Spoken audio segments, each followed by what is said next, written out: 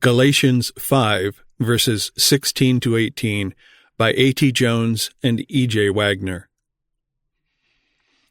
This I say then, walk in the Spirit, and ye shall not fulfill the lust of the flesh. For the flesh lusteth against the Spirit, and the Spirit against the flesh, and these are contrary the one to the other, so that ye cannot do the things that ye would. But if ye be led of the Spirit, ye are not under the law. If ye be led of the Spirit, ye are not under the law, because as many as are led of the Spirit of God, they are the sons of God. As sons of God, these have the mind of the Spirit, the mind of Christ, and so with the mind they serve the law of God. Accordingly, whosoever is led of the Spirit of God, and thus has the mind of Christ, fulfills the law, because by that Spirit there is shed abroad in the heart the love of God, which in itself is the fulfilling of the law in whomsoever has it. On the other hand, whosoever is led of the flesh, and so has the mind of the flesh, does the works of the flesh, and so serves the law of sin. And the two ways, the way of the Spirit and the way of the flesh, are always open before every man. As certainly as the flesh is there, it lusteth against the Spirit, and as certainly as the Spirit is there, it lusteth against the flesh. Whosoever is led of the flesh cannot do the good that he would. He serves the law of sin, and so is under the law. But whosoever is led of the Spirit is not under the law. And every man is always free to choose which shall be his way, the way of the Spirit or the way of the flesh. If ye live after the flesh, ye shall die. But if ye through the Spirit do mortify the deeds of the body, ye shall live. Romans 8, verse 13. Note that in the text of Galatians now under consideration, and its kindred texts in Romans and also in Colossians, it is stated in words and constantly held in view that the flesh, in its true fleshly sinful nature, is still present with him who has the Spirit of God, and that this flesh is warring against the Spirit. That is, when a man is converted and is thus brought under the power of the Spirit of God, he is not so delivered from the flesh that he is actually separated from it with its tendencies and desires, so that by the flesh he is no more tempted, and that with it he has no more contest. No, that same degenerate sinful flesh is there with its same tendencies and desires. But the individual is no longer subject to these. He is delivered from subjection to the flesh with its tendencies and desires, and is now subject to the Spirit. He is now subject to a power that conquers, brings under, crucifies, and keeps under the flesh, sinful as it is, with all its affections and lusts. Therefore it is written that ye through the Spirit do mortify the deeds of the body. Mortify therefore your members which are upon the earth, fornication, uncleanness, inordinate affection, evil concupiscence, and covetousness, which is idolatry. Colossians 3, verse 5. Note that all these things are there in the flesh, and would live and reign if the flesh were to rule.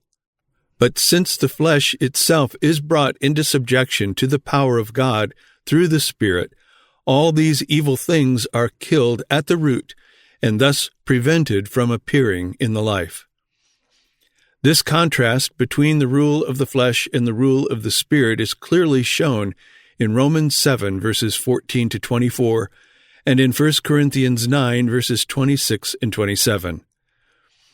In the 7th of Romans is pictured the man who is under the power of the flesh, carnal, sold under sin, who longs to do good and wills to do good, but is subject to a power in the flesh that will not let him do the good that he would.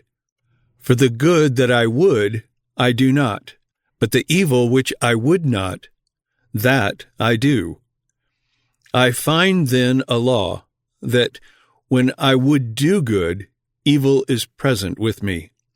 For I delight in the law of God after the inward man, but I see another law in my members, warring against the law of my mind, and bringing me into captivity to the law of sin which is in my members.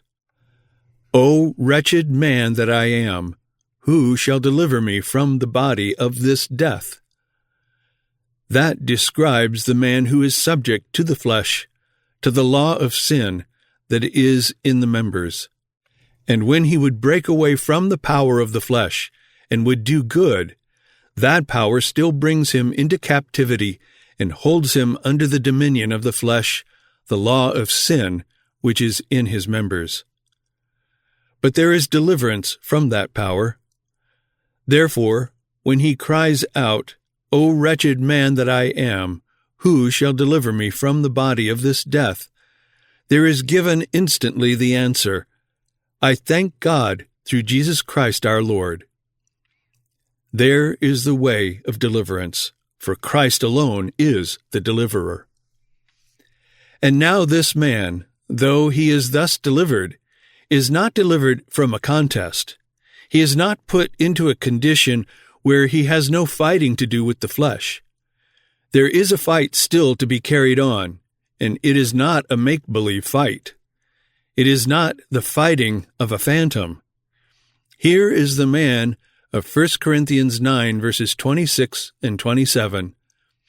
So fight I, not as one that beateth the air. What does he fight? What does he beat? Read. But I keep under my body and bring it into subjection, lest that by any means, when I have preached to others, I myself should be a castaway. Thus, in the battle that the Christian fights is his body, is the flesh with its affections and lusts. The body is to be, by the Christian, kept under and brought into subjection by the new power of the Spirit of God to which he is now subject and to which he became subject when delivered from the power of the flesh and the law of sin. This is made yet more expressive by the fuller rendering of the Greek word translated keep under in 1 Corinthians 9, verse 27. I keep under my body. It means literally to strike under the eyes, hit and beat the face black and blue. Accordingly, Conybeare and Howson translate this passage thus, I fight not as the pugilist who strikes out against the air, but I bruise my body and force it into bondage. Thus the 7th of Romans shows the man subject to the power of the flesh and the law of sin that is in the members, but longing for deliverance. The 9th of 1 Corinthians shows the flesh subject to the man through the new power of the Spirit of God. In the 7th of Romans, the flesh is ruling and the man is under. In the 9th chapter of 1 Corinthians, the man is ruling and the flesh is under. And this blessed reversal of things is wrought in conversion. By conversion, the man is put in possession of the power of God and under the dominion of the Spirit of God, so that by that power he is made ruler over the flesh with all its affections and lusts, and through the Spirit he crucifies the flesh with the affections and lusts, in his fighting the good fight of faith. Men are not saved by being delivered utterly from the flesh, but by receiving power to conquer and rule over all the evil tendencies and the desires of the flesh. Men do not develop character, in fact they never could, by being delivered into a realm of no temptation, but by receiving power in the field of temptation exactly where they are to conquer all the temptation. If men were to be saved by being delivered utterly from the flesh just as it is, then Jesus need never have come to the world. If men were to be saved by being delivered from all temptation and set in a realm of no temptation, then Jesus need not have come into the world. But never, by any such deliverance as that, could man have developed character.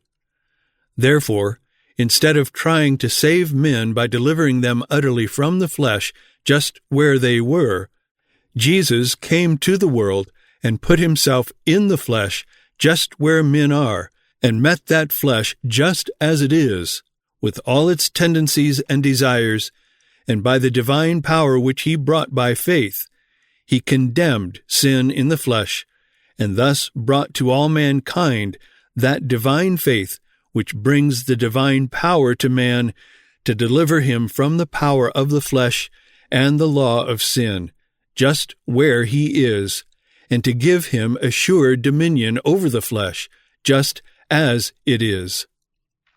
Instead of Jesus trying to save men in a way in which they would be limp and characterless by setting them in a realm of no temptation, he came to man just where man is in the midst of all his temptations.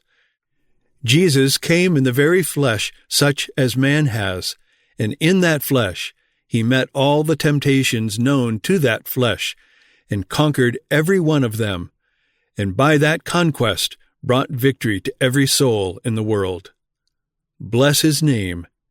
And every soul can have in its fullness that victory who will receive and keep the faith of Jesus. For this is the victory that overcometh the world, even our faith. Advent Review and Sabbath Herald, September 18, 1900.